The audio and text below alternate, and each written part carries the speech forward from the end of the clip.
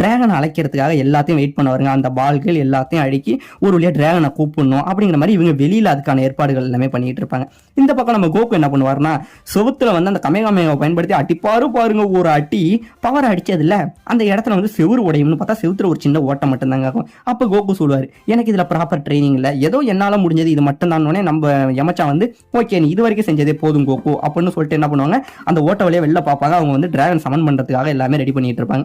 அப்ப நம்ம யமச்சா சொல்லுவாரு, அவர் ஒரு பூனை வச்சிருப்பாரு பாத்தீங்களா, எனக்காக நீ பேட்டா மாதிரி பறந்து போ, அந்த டிராகன் பாலை எடு அப்படின்னோடனே அது பறந்து போகும். உடனே நம்ம ஊலாங்கு நினைப்பாரு பாரு, உடனே நம்ம புல்மாவும் ஊலாங்கு இந்த நேரத்திலாச்சும் நீ உருப்படியா ஏதாச்சும் ஒன்று பண்ணுடா, இப்பயாச்சும் நீ அதுக்கு போய் ஹெல்ப் பண்றா அப்படின்னோடனே நான் ஏன் பண்ணணும் அப்படிங்கிற மாதிரி நம்ம ஊலாங்க கேட்டோன்னே, இப்போ ஒழுங்கா பண்றியா இல்ல மறுபடியும் உனக்கு வந்து நான் வைத்த வழி உண்டாக்கவா அப்படின்னோடனே போறேன் அப்படின்னு சொல்லிட்டு நம்ம ஊலாங்குமே பேட்டா மாதிரி அவங்க கூட போவாங்க.